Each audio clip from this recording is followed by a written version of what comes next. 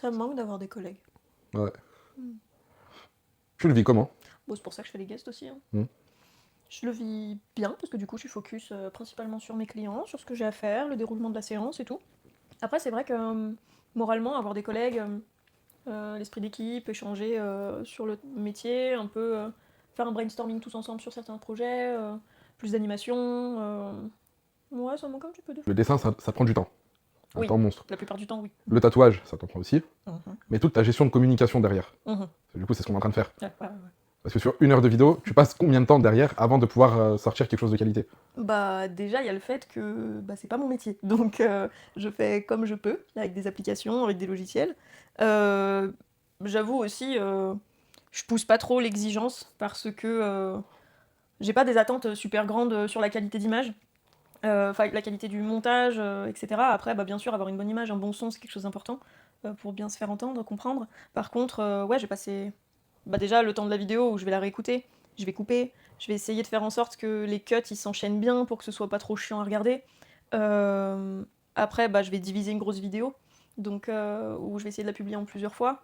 Tout ce temps que je vais passer à faire tout ça, je vais le caler le soir, pour l'instant sur mon temps de repos parce que je sais pas trop où le mettre et c'était pas prévu dans mon agenda. Je fais ça en étant accompagnée aussi par quelqu'un qui me coach un peu, donc c'est cool. Après, c'est pas de la formation sur de la vidéo, hein, c'est de la formation perso, sur qui je suis et ce que je veux faire, quels sont mes projets. Après, ça me prend. Aujourd'hui, ça me prend beaucoup de temps parce que c'est nouveau, mais je pense que plus je vais le faire et plus je vais gagner en rapidité. Je fais ça en général sur les. Bon, vu qu'il fait très chaud en ce moment, on dort pas bien, hein, donc je fais ça sur les 22h, 2h du mat, puis après j'arrive à m'endormir, donc plutôt que de tourner en rond dans mon lit, je préfère faire ça. Et ouais, pour l'instant, je pense que ça doit me prendre pour une vidéo, je dois mettre bien une dizaine d'heures, facile, à tout préparer et tout. Et encore, je pense que je suis en dessous de ce que je fais réellement. Je sais pas, je me chronométrerai pour celle-ci, tiens, on verra. Starter pack, Ouais. combien j'ai investi pour avoir tous mes produits? Non, genre, entre guillemets, pas tes références, mais Ouais. genre, ta marque d'aiguille préférée, ta marque d'encre, le pourquoi du comment. Ah, le moment placement produit. Ouais. Ah, envoyez des aiguilles, bande de pinces. Ça coûte cher. Eh bien, moi je vais utiliser. Bah, j'aime bien Quadron pour les ombrages et pour les lignes. J'aime bien, je me fournis principalement chez un fournisseur lyonnais qui s'appelle Skin Art que j'adore. Et ils sont au top. Ils me trouvent tout et n'importe quoi comme teinte d'encre, ils assurent. Ils me livrent super vite, ils sont super chouettes pour tout ce qui est communication. Tu te souviens le mec que j'avais tatoué, tout le dos? Hmm. Le Oui, Steve. Noob Datou. Steve.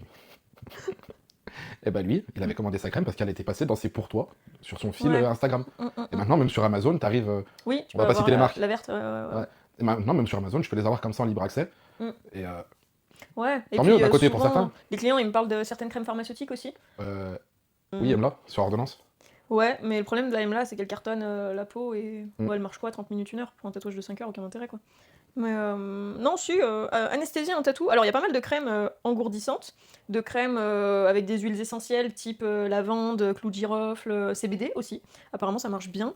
Après c'est engourdissant, c'est pas anesthésiant. C'est la vertu de l'huile qui fait que c'est pas de l'anesthésie, donc on est plus ou moins sensible à ça. Ça marche plus ou moins en fonction du type de tatouage. Je pense que c'est une préparation mentale hein, principalement qu'il faut pour tenir dans la longueur du tatou. Tatouer sous crème anesthésiante, bah, c'est un truc qui est assez. Je vais pas. Le mot polémique, il est un peu trop fort, mais c'est un truc qui est assez problématique parfois dans notre métier parce que les tatoueurs ils vont te dire soit blanc soit noir. C'est vraiment soit ils sont ok, soit ils sont pas du tout ok. En ce qui me concerne, j'ai rien forcément contre le fait d'anesthésier un tatou. C'est surtout qu'en fait c'est pas légal. Donc c'est la personne qui arrive avec une crème qui a posé sur le tatouage. Il y a une technique pour poser cette crème. Faut pas acheter n'importe quelle crème. Il y a plein de questions qui se posent avant. Après moi quand la personne elle arrive avec une crème qui a posé, je la nettoie, je tatoue dessus et que tout se passe bien.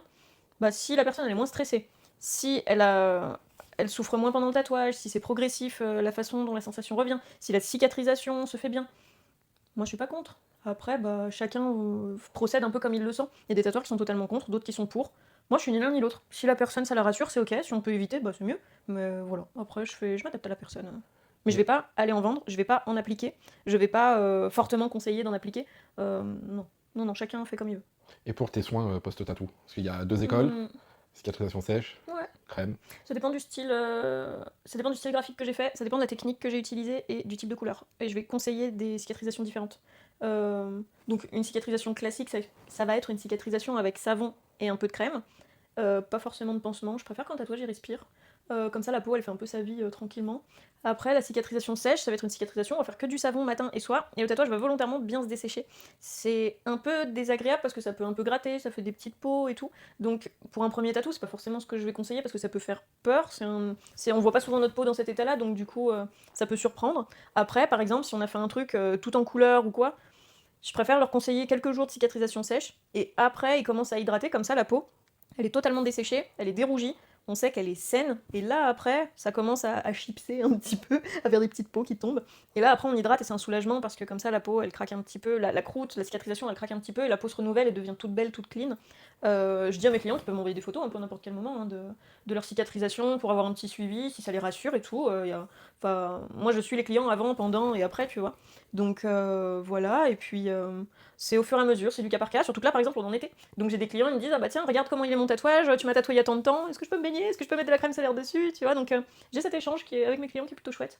Et, euh, et puis voilà, mais je vais vraiment adapter la cicatrisation en fonction de ce que l'on a fait. Je vais pas dire la même chose à tous les clients.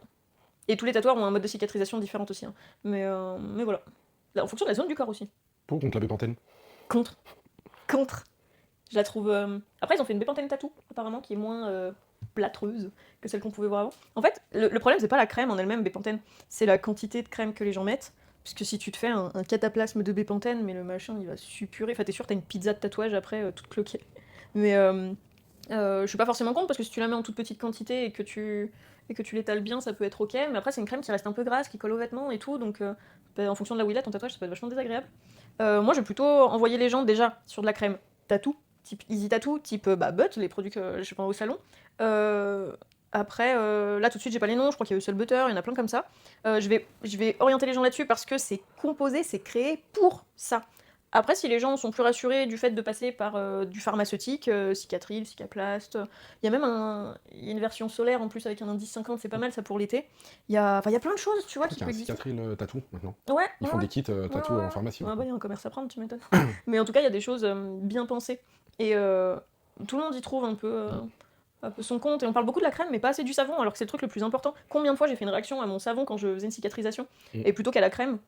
Et un savon, bah, que ce soit un gel intime, un savon spécifique pour le tatou, un savon pour les peaux sensibles, pour les bébés aussi, ça c'est idéal, c'est parfait.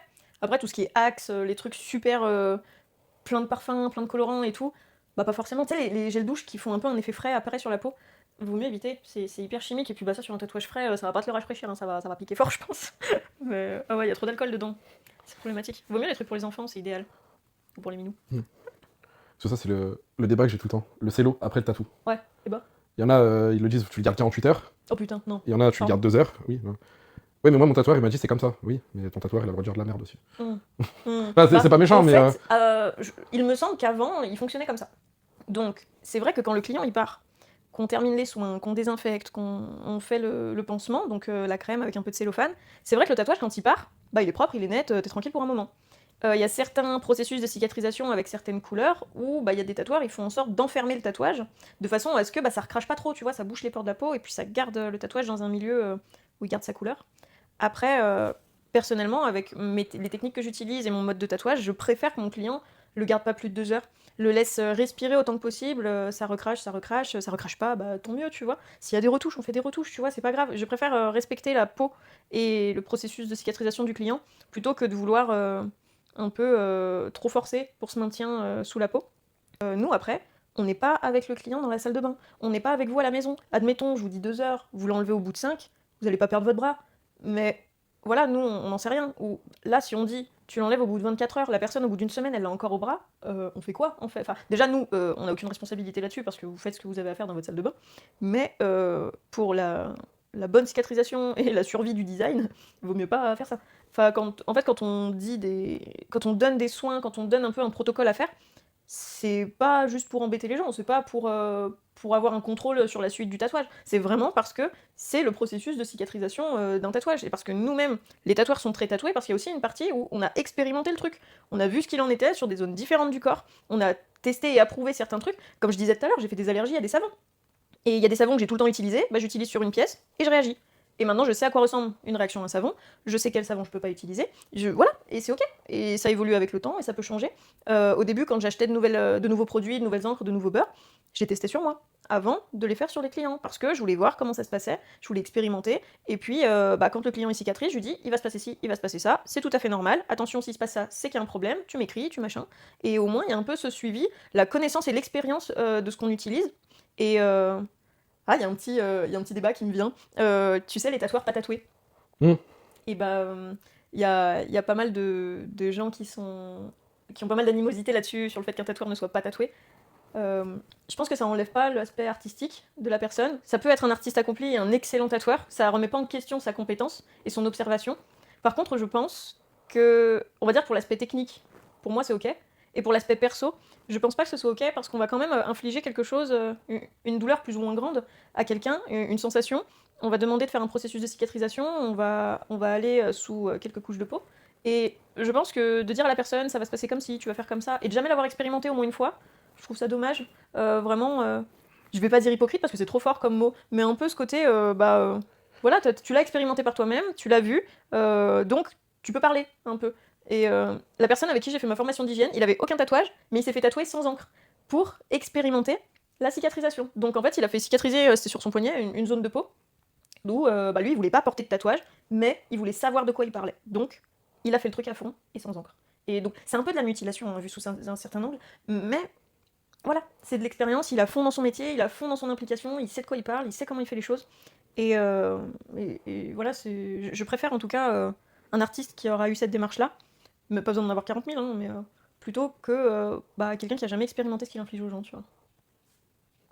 Merci d'avoir pris le temps de regarder cette vidéo, donnez-moi vos impressions, c'est très précieux pour moi, et on se retrouve au prochain épisode.